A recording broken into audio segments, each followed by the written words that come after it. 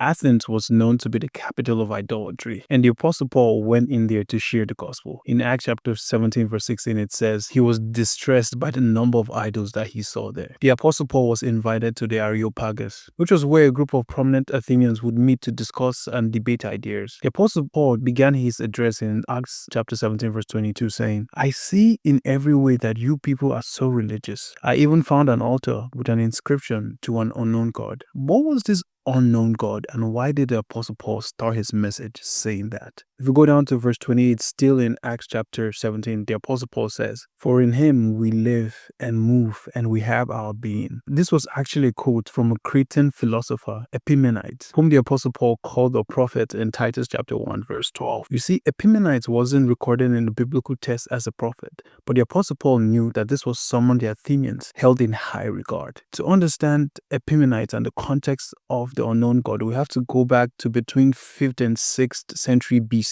There was a great plague in all of Athens, people dying and stricken with sickness. Being the capital of idolatry, they had sacrificed to all the idols that they knew, but still the plague did not budge. And then they heard of this great Cretan seer called Epimenides, and they invited him to come and try to sort the problem for them. You see, Epimenides practiced monotheism, which is he believed in one God. So just entering into the city of Athens, he could already see what the problem was. So he conducted an experiment, which some would say is similar to what Gideon did with the fleece, if you remember the story. Epimenides asked for a flock of sheep, both black and white, and he asked that the sheep not be fed the night before so they were hungry the next morning. So the next morning, he made a public prayer in front of all of them, saying that if God was willing to show the people of Athens mercy, let him pick the sheep that he wants and they would sacrifice that sheep to him. And he asked that when he releases the sheep to graze, let the ones that God choose lay down on the grass and not eat. As you know, this was almost impossible because that was the usual grazing time of the sheep, and the sheep were hungry. In a twist of event, when he let the sheep go into the Mars Hills, which coincidentally was the same hill which Paul was preaching to the Athenians centuries later. Isn't that just poetic justice? So when he let the sheep go into the field, not just one, but several of the sheep laid down and didn't eat. And then the Athenians made altars at those spots, and then they sacrificed the sheep, after which the plague ended. And then the Athenians, not learning their lesson, wanted to name the altar. They wanted to know which god it was that protected them and saved them from this plague, and they wanted to name the god. Epimenides, knowing that this would defeat the whole idea and they would just add this to the number of idols that they already worshipped, he didn't want them to name it. But then they agreed to name the altar for the unknown god. Now, the altar to the unknown god served as a witness to the Athenians that there is a God greater than all the gods that they worship that they are yet to know, thus the unknown God.